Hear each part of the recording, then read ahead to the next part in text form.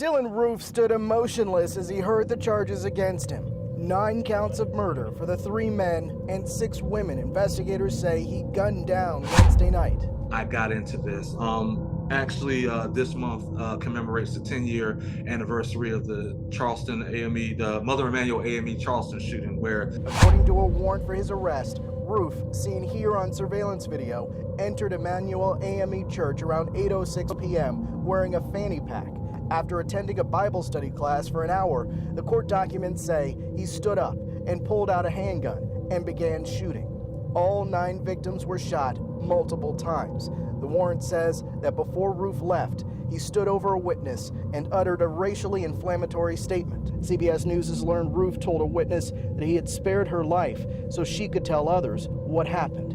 that was, to me, Nikki, was a wake-up call that I know we need to tighten up when it comes to church security, because it don't matter if you're church black, white, Hispanic, Catholic. It doesn't matter if it's Buddhism. It doesn't matter.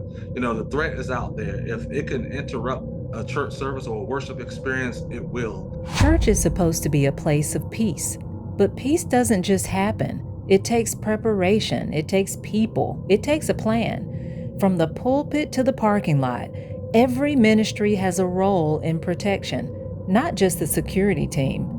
I'm Nikki Renfro, host of Safe Nation, and in this episode, I'm joined by Bryant Tucker, a trusted voice in church security, to talk about how your church can stay safe without losing the warmth that makes it feel like home. We're covering practical strategies, essential equipment, and even how small churches can build a strong security ministry. If you serve, lead, or just love your church, this one's for you. Let's get started. Tell me a little bit about your background and Okay. then what led you into the church world, church security world. Got it. So, Bryant Tucker, I'm originally from Washington, D.C., and so I've been in some form of safety or security, Nikki, for about 26 years. This month marks my 26th year. As a matter of fact, at the time of this recording, I went into the military 26 years ago, June 1999. So Congratulations. well, thank you so much. Thank you so much. And so my start with security happened in the United States Air Force, working in security forces or military police. And I did that for 7 years, did several deployments overseas, Saudi Arabia, Kuwait, Afghanistan, Iraq. And then my last 3 years at Andrews Air Force Base, what I did was I was part of a special unit that I got an opportunity to work alongside the United States Secret Service with then President Bush and Vice President Cheney. So anytime those two folks would come from the White House or from wherever in DC, come to Andrews, we would be the Secret Service's backup security, if you will. And so I've done everything from the Reagan funeral to, also assisting with protecting dignitaries when they come on Andrews Air Force Base in Maryland. And so that stuck with me. And when I got out in 2006, because my wife wanted me home more, I decided to move to the Charlotte, North Carolina area, where I started working in civilian security and hospitality, and I started doing church security in 2009. It wasn't a thing back then like it is now, but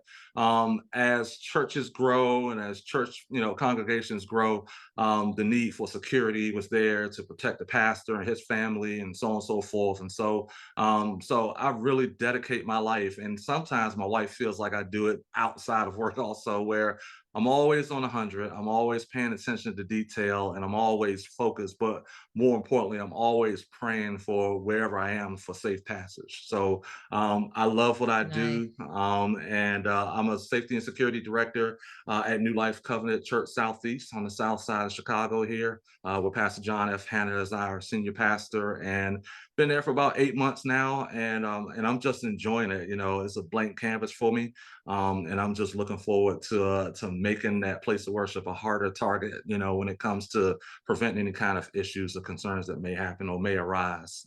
Now, when you first got started in church security right out of the military, what role did you play in the church? Were you a volunteer, or did you go straight into being the director of security at that location? So I started off as a volunteer. I was a volunteer at the church in it's Bethel Baptist Church in Kannapolis, North Carolina, where I was a volunteer. And then I basically, from '09 to 2014, I was there. And then I followed my pastor to another church of his that he started, that he was a senior pastor at Mount Zion Baptist Church, 90 minutes up the road in Greensboro, North Carolina.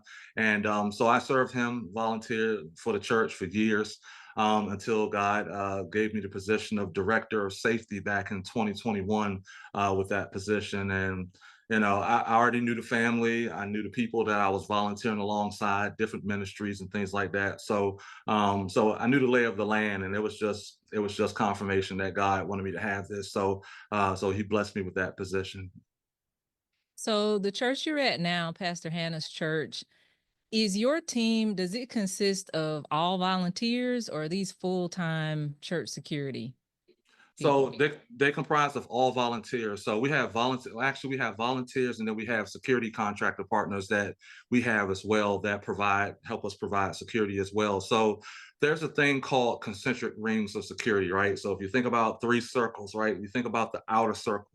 We have our security contractors that are paying attention to the parking lots, doing the exterior foot patrols of the building, patrolling our parking lots. We have well over 1,200 parking spaces at our church on our campus. And so it's always constantly busy. Plus, we're in the midst of a neighborhood also. So their responsibility on that outer ring is to make sure that they are paying attention to detail, paying attention to any kind of threats or anything like that that may take place. Also, the second ring, which is inside the lobby area, the back of the house, behind the stage area, we have a team of our volunteer security folks as well as our security contractors partnering together to do patrols to make sure that no unauthorized people are in certain areas.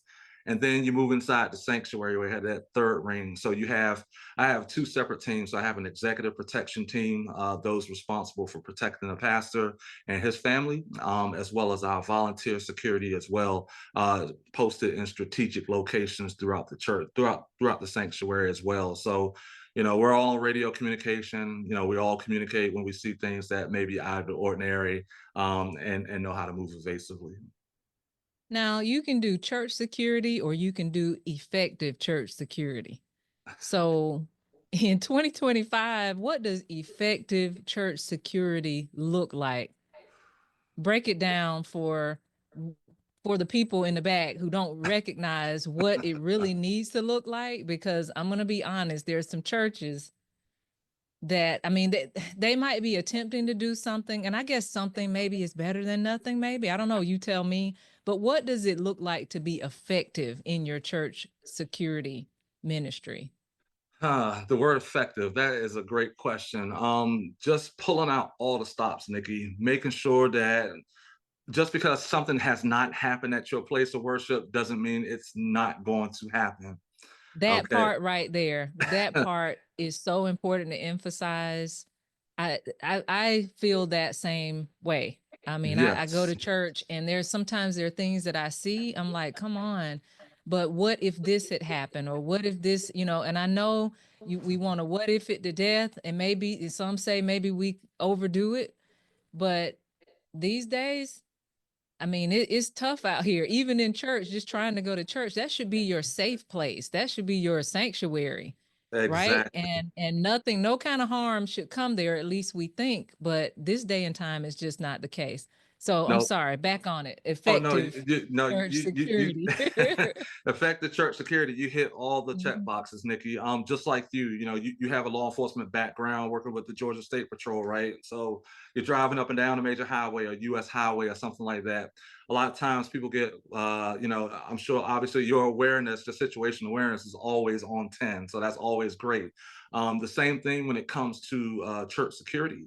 It's important to know that anything can happen at any time, whether it's a small church of a congregation of 200 people or a congregation of 5,000, 25,000 people. So what I tell my team is I educate my team to have a worst case scenario mentality. Whether it's a domestic situation, it may be a boyfriend or girlfriend getting out of their car. They may be having an argument. That might be a child custody issue. It might be a mental health issue or something like that. It doesn't necessarily have to be active shooter all the time. A lot of Right. churches focus on active shooter, active shooter, active shooter, which in some cases it very well could happen. But studies have shown over the last 5, maybe 10 years, especially during the height of COVID, where vandalism was on a high, theft from Mm. vehicles was on a high, just things like that, things that obviously would make churches feel a certain kind of way when it comes to safety and security. So again, effective training, making sure that I'm doing having meetings and things like that with my teams, just sending them weekly little safety messages. So at my church, what I do is I send a weekly safety message. So it could be anything from OODA, which is observe, orient, detect, excuse me, decide and act. So OODA. So it could be that. It could be first aid. It could be a slip, trip, and fall hazard. What does that look like? Just things like that. Just want to make sure that my teams are always thinking ahead and always 2 to 3 steps ahead. I have a phrase I use all the time that I borrowed from a friend of mine. It's called preparedness decreases the panic. You can prepare all day long, all night long. You can have 400 pages of PowerPoints or what have you. But when it happens, when the grits hit the fan, right, what are you going to do? And so, we can decrease the panic by being prepared, by being mentally, physically, and spiritually prepared when it comes to something potentially happen in a place of worship. And yeah, my staff is getting used to me because I've been there for 8 months now. They're getting used to, everything has been peachy, everything has been settled, no issues of anything major happening. But what if? And I'm a firm believer that the higher your ministry or the higher your congregation is taken by God, the threat is out there. I also say watch the watchers. There are people who are watching our places of worship right now. They're seeing exactly how many doors there are. They're seeing what kind of security you have. Do you have law enforcement around? What time the pastor shows up? When it's offering collected. So it's a litany of things that are taking place even during the weekday. So there's no church services going on. We have 3 church services at New Life. So there's always between 6 and maybe 10,000 people on our campus each and every Sunday. So my recommendation to everybody is to always maintain not only situational awareness, but think about what if something happens and how would you react, and maintain that muscle memory is important. What would you say for someone who's just trying to start their church security ministry and they have very few resources, or at least they think they do? They Mhm, think they have very few resources. They may not be aware, of what the resources really are or what they need. Can mhm. you just kind of maybe run down a few things, like how would they get started just from scratch? And regardless of the church size, let's just say, because the majority of churches throughout our country are smaller churches. They I are. mean, that's what makes up churches. Every church is not a mega church. So, but I think those core principles are the same. So, can you just give me just the basics of what would be needed? Sure, absolutely. And just like I alluded to earlier, Nikki, a small church of 200 people can have the same kind of security mentality as a mega church, as a Osteen church or Jake's church or somewhere like that, right? So the first thing I like to do is benchmark, talk to other churches that are in the neighborhood, find out what kind of trends they have. Are there trends of theft? Is there suspicious people hanging around? Doing safety and security audits of the church also. Is the lighting at night limited? Are there constant slip, trip, and fall hazards? What type of locking systems do you have on your building? Do you lock and secure your garbage cans? Do you lock and secure the location where your generators are? Everything like that. So you want to do a systematic approach when it comes to, just doing an audit basically of your place of worship and finding out what the need is. And I talked about benchmarking earlier, collaborating with neighborhood churches, finding out exactly, what their security concerns are, and getting together with them maybe soon to, train with them or something like that. Also, law enforcement as well. I have a really great relationship with the Chicago Police Department in our district, where I can reach out to them at any time. And if I have a question about something, or if there's an issue or concern that's going on, some kind of crime trend or something like that going on within, let's say, a 2-mile radius of our place of worship, they'll reach out to me and let me know exactly what's going on. And then I can keep my pastor and our leaders and our members and our volunteer teams, at ease when it comes to letting them know, hey, look, we're on top of it. So Do just getting they out. ever train with you? Um, Does the police department ever come over to the church and use that to train? That sure would be some good opportunity for them to do some clearance for to do to so they can understand the layout.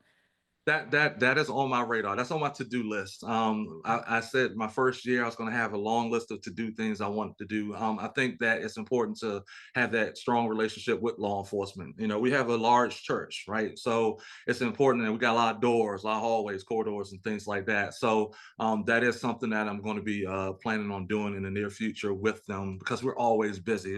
It's like no 2 days are the same around here at New Life, and so that is my goal because I want to make sure that when, not if, and again, that's another thing I operate under. I operate under when, not if. Something like that does happen.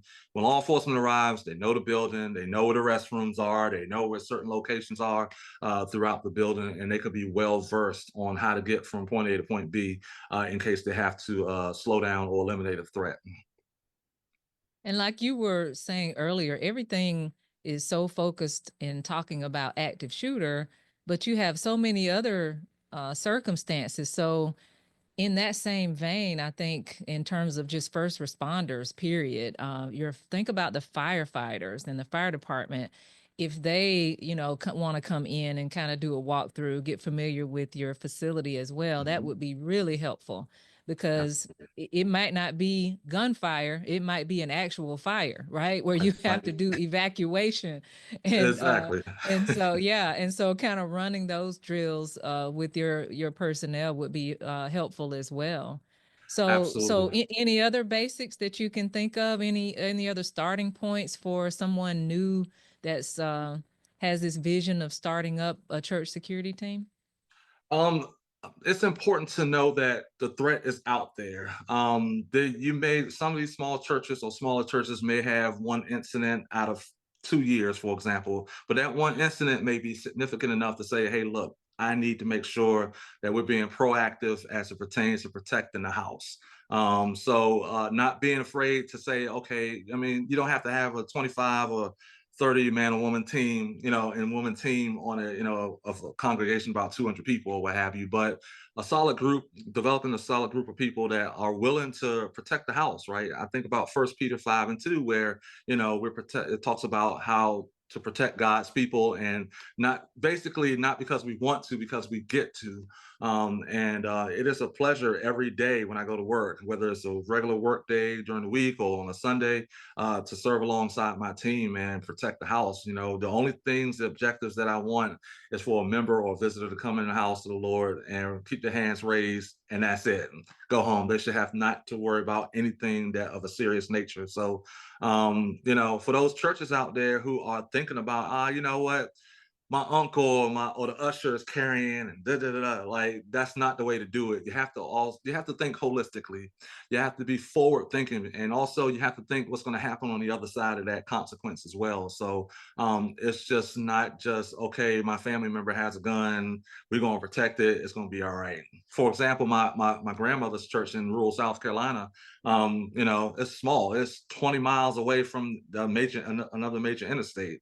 What is the response time for that? So I wanted to set up some time where I can go talk to them and train them as well, because it can happen in a rural South Carolina church like it could happen in a suburban Chicago church. So just getting out of each other's way, your own way, when it comes to wanting to develop a security team, and I think it's important. So, and to make sure that they're well versed and well trained.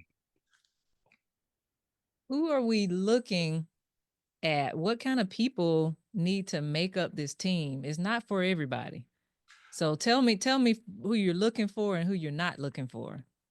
I have gone to churches, Nikki, and I've seen people who just do it just to dress nice and be on a camera. If you are if you are looking to do security of any kind in places of worship and you want to be seen, that's not the way to do it. You have the wrong attitude, the wrong heart of a servant altogether.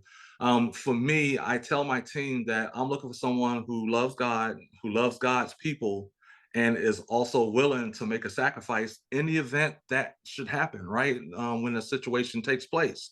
We pray that it doesn't happen, but we can't live on hope either when it comes to church security. So I'm also looking for someone who's willing to serve, and just to be able to serve wherever I need them to serve, whether it's on the stage or whether it is in the audience blending in, whether it's out in the parking lot or whether it's doing a foot patrol around the building.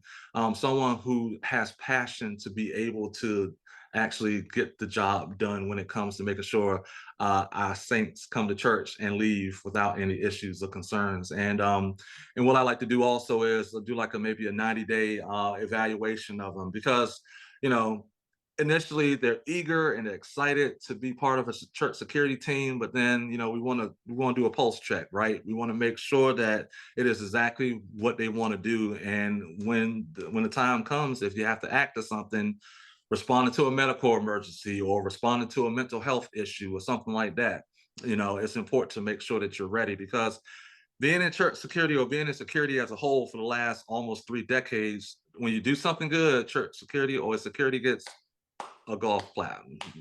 When you do something wrong, let me pull out my phone real quick. Let me record what's wrong, and let me send this up to the pastor and all this other stuff. So it is a position that you're not going to get a lot of recognition, a lot of validation, and you just have to know exactly the reason why you do it, and the reason why you do it is for the glory of God, basically. Right. So is it a good idea to do background checks on who's going to be right around the pastor? Absolutely, absolutely. So every volunteer that signs up that says that they're interested in becoming what we call our gatekeepers at my church, that's interested in doing church security, we do a thorough background check on them, and we want to make sure that they have the right heart, criminally and spiritually as well, to be able to serve around our leaders. And so we go through it with a fine tooth comb to make sure that there's no issues or anything like that that's going to stick out in the background, because everybody loves to get next to the pastor. Everybody wants to touch the hem of the pastor's, garment or what have you. So we want to make sure, just like a normal church security volunteer, that they are too, if they're protecting the pastor, are doing it for the right reasons also.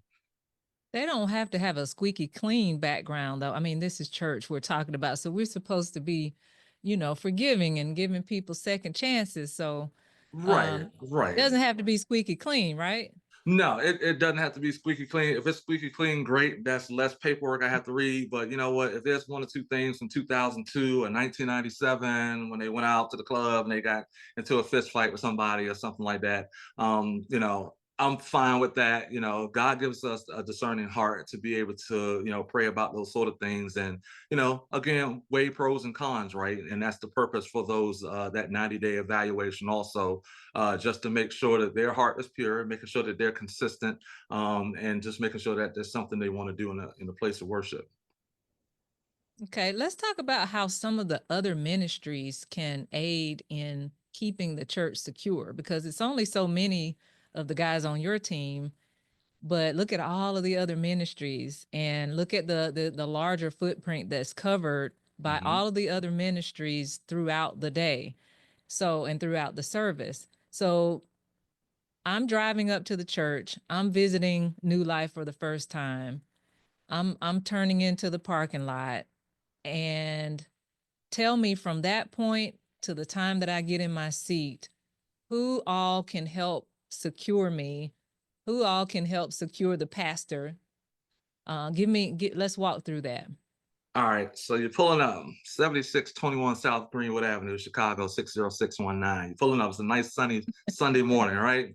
Picture it like Mhm. on the Golden Girls, right? So you're pulling up, and in our parking lots, we have not only our security, and I forgot to mention this to you at the top of this conversation. We have what's called our crowd control specialists. So we have those that are in the parking lot, basically ushering you in, just basically making sure that you are getting into the parking lot safe, making sure we have a parking space for you, so on and so forth.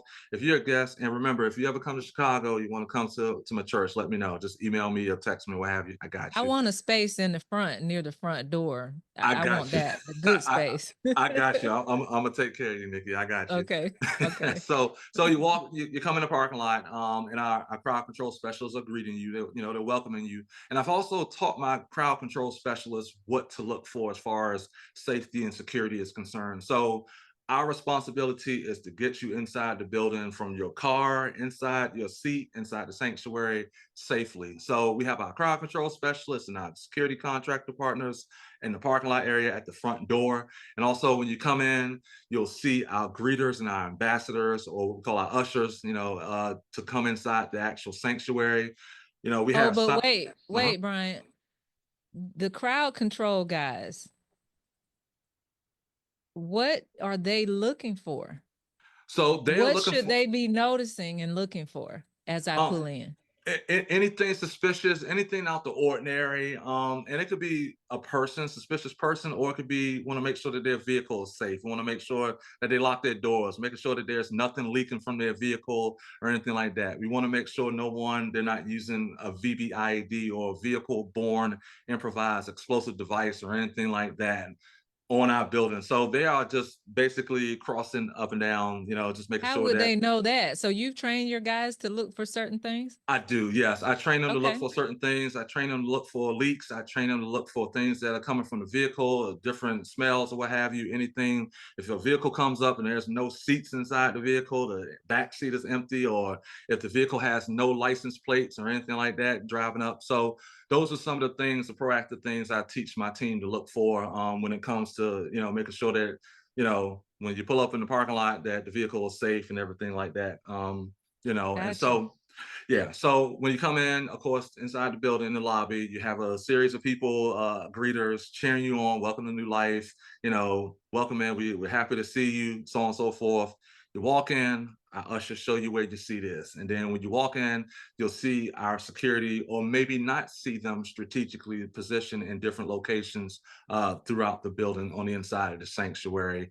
And then, of course, we have our executive protection team that's responsible for safeguarding our pastor and his family also. So you sit down, you hug, what have you, the announcements come on, and then our pastors come out and, do their opening thing. And then praise and worship, get into the word, altar call, have your way. It's a safe space in our church. And then there's altar call and benediction, and that's it. You walk back to your car, you're out of there.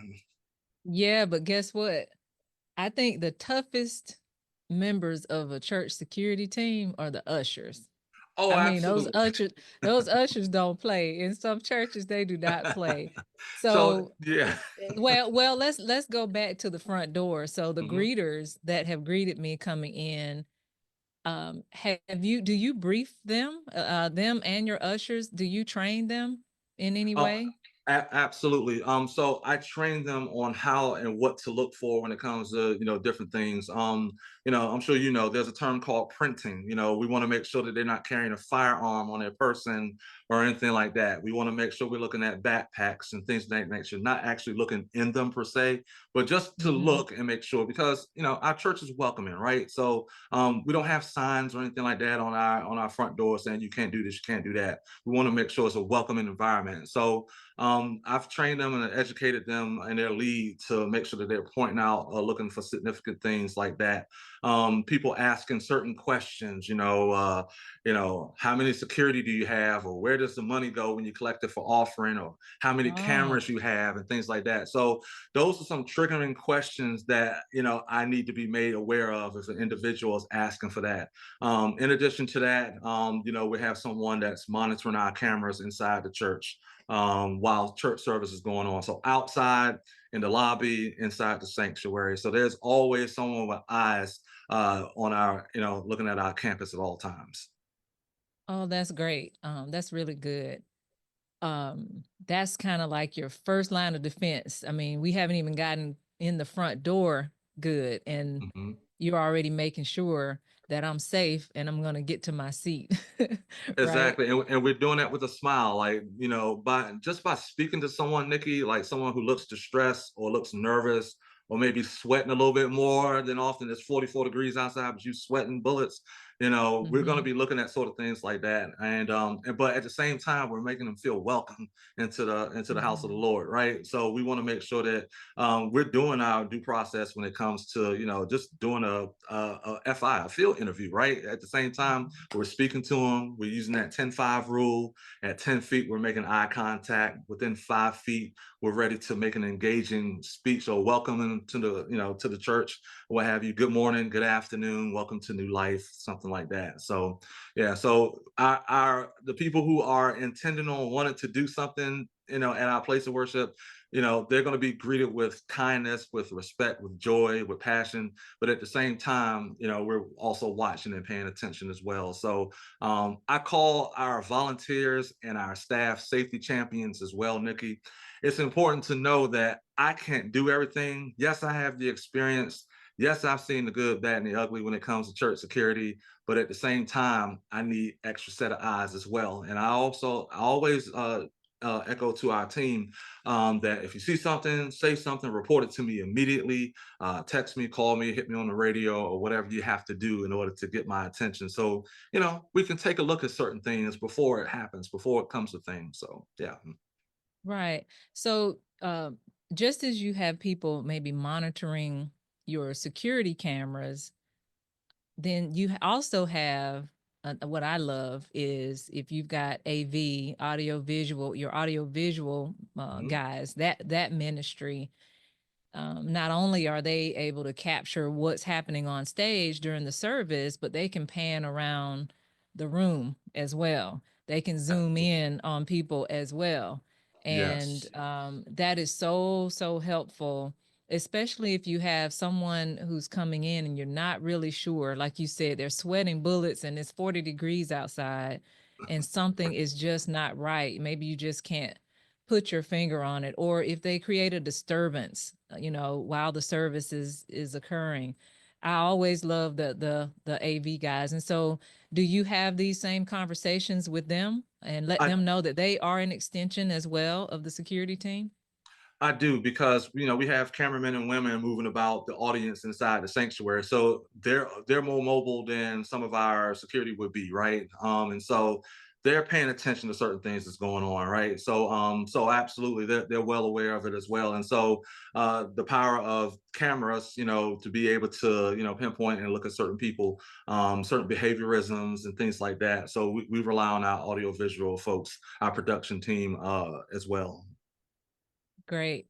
One of the things that concerns me sometimes is, how you'll have your children's ministry, Mhm. and you might have the little kids, might even be a daycare there at the church. That really concerns me a lot of times. And I see you might even, depending upon how the church is set up or how things are laid out, sometimes that's the separate building than the main building. And you might have children's ministry or children's church or whatever, letting Mhm. the whole world know where to go straight to. Right. um right, if for the person that wants to do something, wants to try something, what can be done about securing the children even better? What should we consider there? Okay, so that's important. And I see your pastor is very important on making sure our children are safe.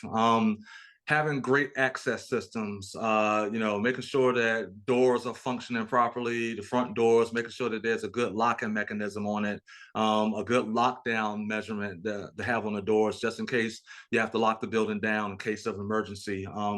If a church or a place of worship wants to get more sophisticated, maybe install bulletproof glass or some kind of glass system or what have you to, prevent someone from shooting the glass and walking into the building.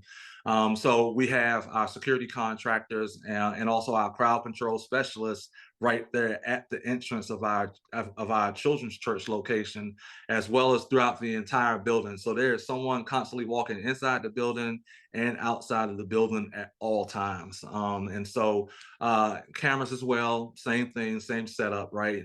So there's someone constantly watching wherever we are or wherever the children are, whether they're going to like the playground outside or whether they're getting off the church van bus or what have you, coming inside from the bus to inside the building. So there's always a constant, we're always constantly paying attention to that, the egress or the, ingress rather, and the egress of our children whenever they're leaving in and out of the building. So, and just staying on point, making sure that there's no distractions, making sure we're paying attention to detail. We know how kids are, and kids can go from the first floor to the third floor in seconds. And if you don't catch them, if you don't know where they're going to, so that may be a concern or issue. And so when it comes to our volunteers that work with our children, they know that, we need to make sure that we're paying attention to detail when it comes to how the kids are acting. Are they acting normally? Are they standoffish? Are they not paying attention to certain things? So just little things like that we need to look out for when it comes to, protecting our children.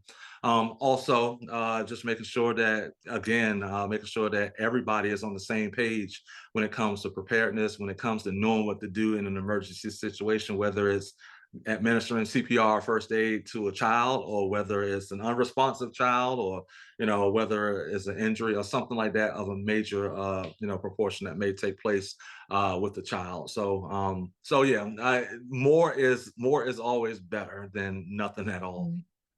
And even that sign in and sign out process, Yes, so we have that as that's a well. big one too. Yeah, I'm That sure you do. I mean, and yes. I know we're talking to the listeners. They will be able to identify with all of what you're saying, whether regardless of the size church, as we Hmm. already stated. Hmm. So whatever it is, you might not necessarily have everything digital. Might not have a digital platform that you're using for sign in and sign out, Right. that sort of thing. But you can put the meanest looking person if you want to, with that sign in list to make sure, hey, wait a minute, little Johnny is not supposed to go with you. You know, we don't know. We're going to check and verify. Yeah, So it can be done regardless of the budget. I think just being mindful of all of that is absolutely. helpful. Absolutely. I want to know your thoughts though about, should your security team be armed or unarmed? So, in addition to being having 26 years of security and safety experience, I am a firearms instructor as well. So when I was in North Carolina, I taught North Carolina concealed carry handgun instruction. So, and I'm also an NRA firearms instructor. So that sometimes can be a slippery slope as it pertains to the church. It depends basically on what the senior pastor wants. If he feels like people are competent enough to be able to carry concealed, they have to know that it's going to be important, like in the event that they have to pull out their firearm, like, is it going to be freeze, or am I going to do what I have to do? Because as you know, once you pull that firearm out of your holster, you intend on using it. There's no warning shots or anything like that going on. So at my last church where I was, each month, what we did was we went to the gun range to practice proficiency. We want to make sure that those who are carrying concealed not only have the credentials to carry concealed, because just because you carry concealed and you have all your licenses and FOID cards and all this other stuff doesn't necessarily mean you know how to shoot in an emergency situation. Shooting at paper is Right. one thing, but when you have someone, an aggressor, coming towards you with an AR-15 pistol or AK-47 or a Mossberg 500 shotgun or something like that coming towards you, seconds matter. So it's important to know exactly when to engage that threat.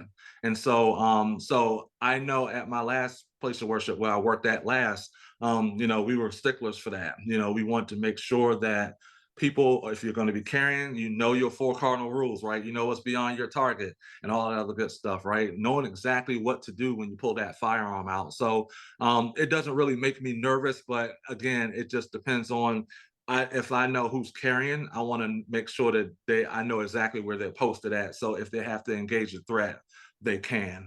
I talked about that concentric rings of security, where that last ring is inside the sanctuary. So, we should be able to detect any kind of threat way before then. But let's say, for example, they got through, they had a coat on, nobody detected a firearm, the security contractors, the ushers, the greeters, everybody, and they walk in. So split seconds matter when it comes to carrying a concealed firearm in a place of worship. So, and you have to be ready. There's a time where it may happen. It's I wouldn't say it's rare, but it can happen where there's a possibility that you have to engage a threat by pulling out that firearm. So, my recommendation would be, Nikki, to if a church security team is carrying, constantly train. Actually, number one, you want to make sure that they certify, make sure that their credentials are good and good standing. And two, you want to train often, not just shooting that paper at a 3 yard, 5 yard, 7 yard range. You want to do some stuff like really actually get into the weeds when it comes to making sure that they know what to do in an emergency situation, because it's a matter of life and death, literally. It really is. And you're right. If you think about crowded spaces and you got someone pulling out, if that's the first thing they choose to do is pull out their firearm, whew, that leaves a lot of room for error. A lot. Absolutely. That the liability there is huge. So Right. that really is something to think about, and might even want to think about some less lethal options as well. Um, as a secondary option, because everybody, I'm telling you, everybody don't need to be pulling out their weapon. That's right. You It's got guns all over the place. It's like some Western movie. It's like, all right, I got my barrel pointed here. I got it pointed here. At the same time, you're crossing each other up. You got, and then at the same time, you got 20, 30 people who have nothing to do with the threat that is staring at a barrel of a firearm. So, yeah, and I like that less lethal means also, an asparton or or like a pepper spray or something like that. And so it would be helpful as well. Yeah, yeah.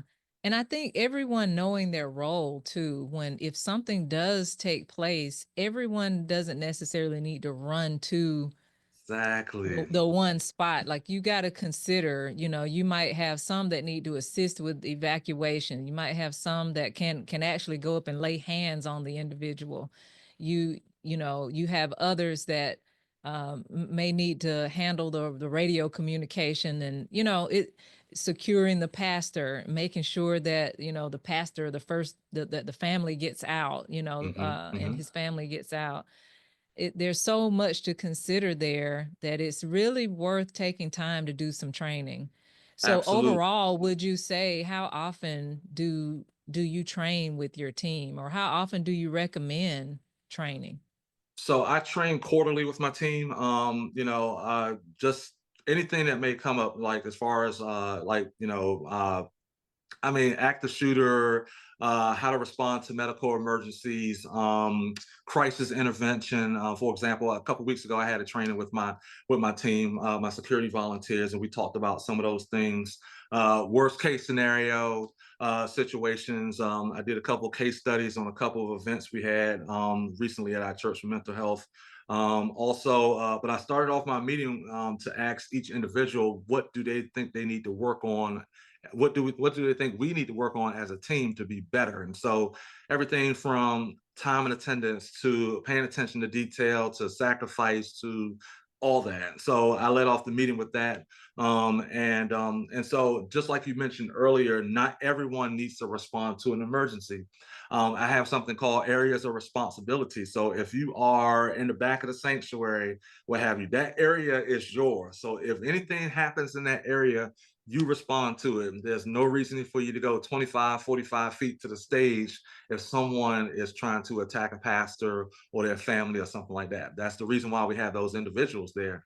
Why don't we want to do that? Because if you leave your post, then that means your post is exposed. So therefore, it could very well be a diversionary tactic, right? So I'm going to do something to distract someone up front, and I know that person's going to run away, because that's what some security do. Everybody want to respond and be the hero, which is nice. However, we have to understand that we want to make sure that there's no secondary or tertiary threats or anything like that that may be out there. So training is important, Nikki. It's important to make sure that you get in front of your people at all times and train on different things also. I'm looking at doing a self-defense class with my teams, just to make sure that they know how to protect themselves, because there may be a time where you don't pull out your firearm. For those who are concealed, they may have to go hands on with somebody.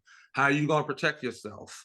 So I train them on everything, on also on how to stand. Don't stand with your hands in your pockets or your hands folded like this or anything like that. Keep them up here. Keep them on your lapel. You've seen the Secret Service before when they're protecting the president, they're standing outside the beast or what have you, and they have their hands at the ready. Why? So they can sweep the jacket for a firearm, or they can defend themselves with their hands. And so making a well-rounded or well-versed training program is important. And also training with different churches as well is something that I want to do here over the next 6 to 12 months or so also. I don't want to keep all the good things that I know about church security to myself. I want to be able to spread it out to the masses. So I think that's important too. That's hugely important. Now, if we do have an active shooter, what should the congregants do? Do they need to hide? Do they need to run? Do they need to what do they need to do? Well, like I mentioned to you before, preparedness decreases the panic. So when you prepare for things like up and down, left and right, like I know what I'm gonna do. I know where my closest exit is and things like that. Sometimes people will, when something happens, you get that fear, that concern of, oh my God, I'm gonna lose my life, my family, I'm never gonna see my family again, whatever the case may be. If you are in a place of worship and there's an active shooter event going on, let's say inside, for example, inside the lobby or inside the sanctuary itself. You want to make sure that you are, before you even do that, you want to orient yourself with where you're sitting at. So you come in there, I don't care if you've been a member of that specific church for about 10, 15, 20 years. By now, you should know where the exit is. By now, you should know where the restroom is. By now, you should know where the fire extinguishers are. By now, you should know where the AED machines are, just in case you have to do life-saving techniques. So one, making sure that you know exactly where those things are, how to get out the building in case of an emergency, and familiarizing yourself with where you're sitting at. Also, if you hear the sound of gunfire, you want to run. You want to make sure that you get out the nearest exit as quickly as possible, right? Leave all belongings behind, purses, baby bags, backpacks, all that stuff. Leave that in there. I promise you, it will be in there. If you can't run, you hide. So in our sanctuary, for example, it's a large sanctuary. So, hide under seats or hide in between seats or what have you. Bathrooms, inside meeting rooms, things like that will be helpful as well. Stairwells as well is always effective. If you can't run, if you can't hide, fight like your life depends upon it, and don't fight fair. I know we're in church, I know we're saved, sanctified, and filled with the Holy Ghost. However, I want to make sure I go home that day. So what am I going to do? I'm going to use anything and everything I possibly can to make sure if I come in contact with the threat, I can try to slow them down or try to eliminate them as best as possible. I know a lot of churches, they're private property, so they may have no firearms allowed on their doors and things like that. Totally fine. So you can use anything from fire extinguishers to rolled up newspaper real good. Like you make it nice and tight, roll it up, just whatever it takes, like any kind of tools or anything like that. We carry ink pens, right, in our purses, or pencils and things like that. So you want to do what you have to do to get grimy and get into the weeds of it and make sure that you slow down that threat. And so you mentioned earlier how important it is to have that great relationship with law enforcement. So active shooter goes out, not only is the local law enforcement agency going to come, you're going to have the sheriff's office, you're going to have state police, ATF, FBI, maybe even the Secret Service unit that's in the area may come by, because this is one of those things, those calls where it's going out is an active shooter event, especially the size of the church as well. So that could be a big thing as well. So again, just making sure that we're paying attention to detail, making sure that everybody's being the safety champion and paying attention to everything and anything. I tell my staff and our volunteers all the time, don't feel embarrassed to come to me if you see something or you have some kind of notion about somebody or something that you may have seen, you may have heard or saw or read on social media and things like that. So preparedness is everything to me. And so, it's a lot of times where 95% of the boxes going to be checked off, maybe 5% aren't, right? So it's important to know that as long as we're prepared and we can know what to do in our minds, we'll be able to react to it that much more effectively. So yeah. What should the pastor do? What can the pastor do to protect themselves if something does happen? So for my church, we have a specific team, like I mentioned, that protects the pastor. So they already have their assignment on where to take the pastor out, what door to take them out. They have a primary, a secondary, and a tertiary way to get the pastor and his family out of the building as quickly as possible off campus. We've trained on it. They can do it in it feels like seconds the more they do it. But for those churches who don't have a security team, like or have one or two people, it's important again to get familiarized with the building, get familiarized even where local hospitals are, right? You want to know trauma level 1 hospitals are the best. Why? Because they have all the services that you need in order to treat gunshot wounds, to treat anything that could make sure that your pastor or their family is safe. If I could take it back to March in 1981 when President Reagan was shot, the firearm or the round ricocheted off the limousine and hit him underneath the armpit. His Secret Service agent didn't think that anything was wrong until the president started frothing at the mouth, blood from his mouth, and then they immediately took him to George Washington Hospital, where it was a trauma level 1 hospital, and was able to eventually save his life. And so, knowing exactly what to do beyond a active shooter event is important as well. In addition to run, hide, fight, you want to make sure you have a reunification location also. I can remember a school shooting that happened in the Triad area of North Carolina in the town of Winston-Salem about 3 years ago, I believe it is now. And so there was an active shooter event there where a teenager was shot and killed. And so the parents were given 3 different reunification locations, a Chick-fil-A, a shopping center, and then another location. So that's part of the training also. You want to make sure that people know where to reunify with their loved ones in case of an emergency. And so in my standard operating procedures that I've written, I have all that spelled out, maps, locations where to go to. If for some reason that reunification location doesn't work, I have a secondary location that everybody can reunify to, even where the press and law enforcement, fire department, all of them are going to be sectioned off at. They have certain areas where they need to be at that reunification location, because number one objective is to make sure we reunify with our families, and then get out of there. Of course, there's going to be questions that may be asked asked by law enforcement about what happened, what was experienced, and things like that. But the number one goal is to make sure that an active shooter event, even in the aftermath, is well orchestrated, well versed. And that's where your public information officer comes into play also. I encourage and urge all churches out there to make sure that you have someone who can speak on the pastor's behalf to the press, and making sure that you got your script in order, you got everything that you're going to say and everything else. And so, because the pastor may not be there to speak on the behalf of the church, he's going to be elsewhere at a safer location while things die down, if you will. So That's good. All of that stuff is good. Yeah, this is really beneficial. I'm thinking about how we have church trips where you might have church members that need to load up on a bus, maybe mhm, go to and visit another church or another location. mhm. What can we do regarding transportation safety to help safeguard our members?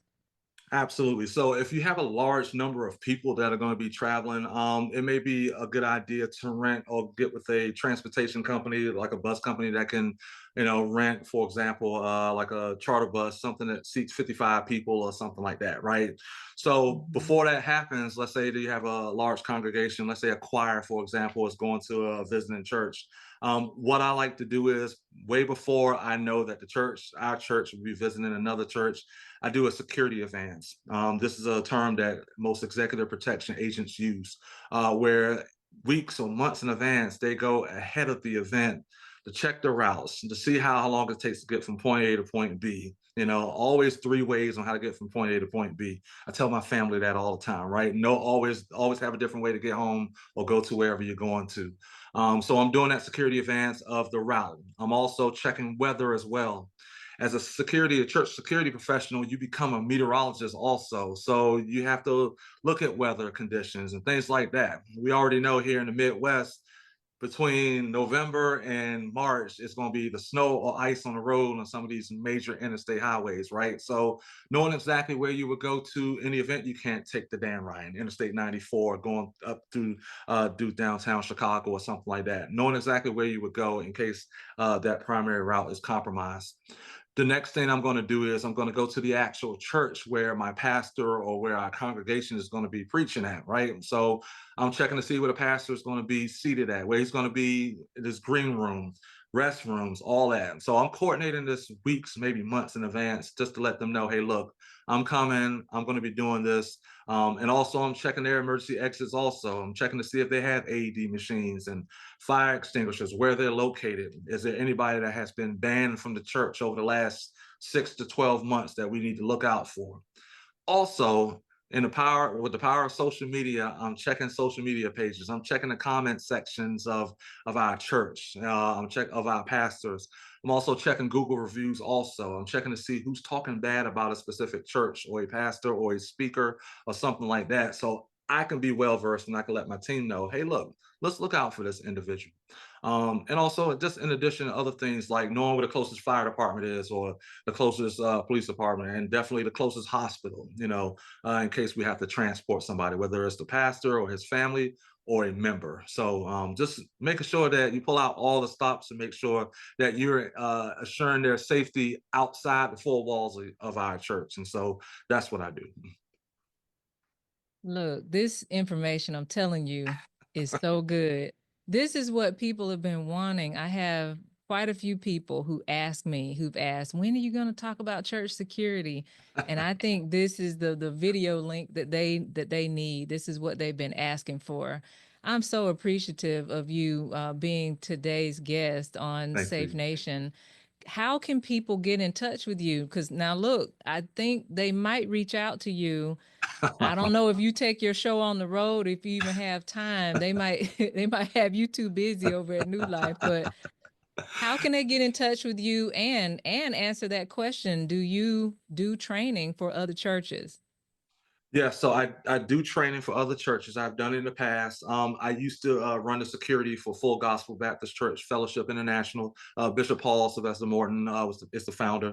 So for about 3 years or so, I did that before I received the call to come here to Chicago to be their safety and security director. So yes, I do training. COVID is over with now, so I like doing my training in person. So what I like to do is when it comes to training, if I train on a Saturday, for example, I come a day before and I'll do an assessment of the church building that I'm going to be doing training at, and see what good, bad, and ugly things are out there as well. And part of my training also is to take the folks that I'm training on a field trip of their own church to show them, so I can show them exactly what I think they need to work on. Because again, it's not about me; it's about making sure that God's people are taken care of. So I'm using the gifts and the talents that God gives me to make sure that their place of worship is just as safe and secure as mine would be. And I'm on LinkedIn, Bryant Tucker, Facebook, Bryant Tucker, and also on Instagram, Sparrow Safety Consulting. So during the pandemic, I started my own business called Sparrow Safety Consulting. It was in June of 2020. So it was in the infancy stages of COVID-19. When I would go to Walmart and places like that, I would see people carry firearms. Nikki, you wouldn't believe how they would carry them in sweatpants with the barrel hanging out. I mean, everything. So it would just be a face palm experience when I would go to the store because everybody's trying to protect themselves and they thought the apocalypse would come in. They thought it was 1999 going into 2000 all over again, right? So Yep. I wanted to share and educate people on how to use firearms or how to carry them and how to use them and everything else, right? So I started doing concealed carry, firearms instruction and things like that. So I teach basics, so firearms familiarization, on how to use a firearm. Let's say when a firearm was donated to you or it was given to you, handed down to you from a family member who passed away, for example, and you want to protect yourselves and others. So I want to learn how to use it. So I do firearms familiarization with churches as well for those who carry concealed. So um, I want to make sure that God's people are protected, and I firmly believe that's the reason why I got into this. Actually, this month commemorates the 10-year anniversary of the Charleston AME, the Mother Emanuel AME Charleston shooting, where the 9 individuals were shot and killed. So that was, to me, Nikki, was a wake-up call that I know we need to tighten up when it comes to church security, because it don't matter if you're church black, white, Hispanic, Catholic. It doesn't matter if it's, Buddhism. It doesn't matter. The threat is out there. If it can interrupt a church service or a worship experience, it will, but that's only if the people aren't proactive. And it's important that churches have buy-in from their leaders to know, hey, look, this is the reason why I need it, and it's not because it's something that we're not afraid. We're just being proactive. And so, if there are any churches out there who are in need of training, let me know. You can reach out to me on one of those 3 platforms, and of course through this video, what have you. And I am just excited for what God has done for me, bringing me all the way from North Carolina, 700 plus miles to Chicago, to fulfill this assignment. And I'm looking forward to to working with churches in the future and figuring out ways on how we can better protect God's people. That is so good. I said we were coming to an end, but I got to ask this one last Sure. question. Mhm. Do you know of any resources that churches can use to pay for equipment? Are there any grants out there? How do they get stuff paid for? Camera systems are expensive, They are. right? They're very expensive. Radios for radio communication. All of those things can be expensive. Mhm. What are the resources that are available, and what are some of the maybe the workarounds if you don't have access to that? Sure. So FEMA has they have church security grants. So you can actually go to the FEMA website, and I forgot the link. Maybe I could send it to you and make it part of this Okay. video once it's Okay. cut and edited or what have you. But you go to that website, they specifically do grants for places of worship. So because just like you said, cameras are expensive, detection intrusion systems are expensive. Shot spotter or shot detection systems are expensive for places of worship. And so I know that churches have different priorities and things like that. Not that they don't want to pay for church security stuff, but that would be a start.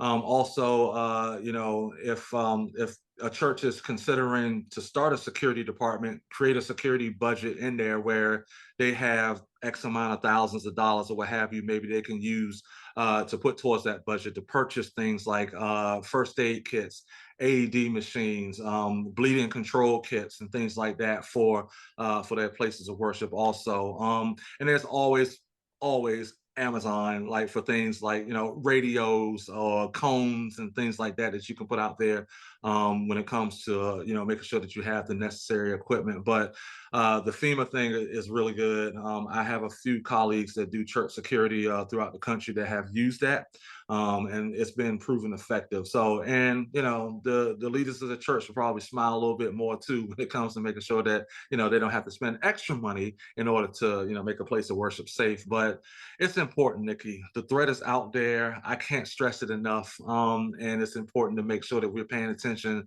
to everything, not just active shooter, ladies and gentlemen. We're paying attention to everything: domestic violence, mental health, what to do in case of a fire, or you have to shelter in place for a severe storm, things like that. A few weeks ago, about a month or so ago, we had to shelter in place because of severe thunderstorm that happened at our church. There has to be a whole situation where how you gonna shelter them in place, gonna get them away from glass, all that. How do you get everybody together? And so that's part of my training also that I do, just educating places of worship on a litany of things that can and will take place in your place of worship. Right. Well, very good. Well, thank you for being our guest today. We've enjoyed this information. I mean, you are energized. I think they got the right person in charge of their church Thank you. security up there. But keep my parking space for me, okay? I got you. I already I'm got it coming to marked. see I'm gonna you. pull up my camera. I'm gonna mark it off right here on my iPad. I got you. Just let me know whenever you're in the city. You're more than welcome to attend. We have 7:30, 9:30, 12:30 service Central Time. So you're more than welcome. And my prayer for you, Nikki, is that Safe Nation continues to catapult through the stratosphere. And I want to pray for you, if you don't Mm, mind. All please right. do. Yes, as we close out. Dear Lord, we thank you for Nikki. We thank you for her ingenuity. We thank you for her skill. We thank you for the experience that she is bestowing upon her guests, God, this platform. And so, God, we ask that you cover Nikki, God. We ask that you allow her to continue to have more and more interviews on safety and security, on how to keep your people safe, God, because she's doing an amazing thing, Lord, for the people.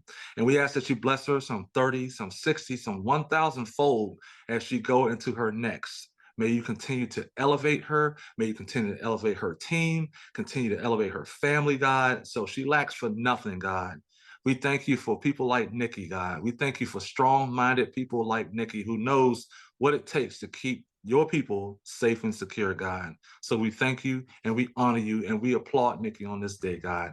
In your name we pray. Amen. Amen. Thank you. Church safety isn't about fear, it's about stewardship. And today, Bryant Tucker helped us see that protecting the pulpit and the pews is part of the ministry. If something in this episode challenged you, inspired you, or gave you a next step, don't keep it to yourself. Like and share this episode with your pastor, your church team, or someone who serves. Subscribe to Safe Nation wherever you listen to podcasts.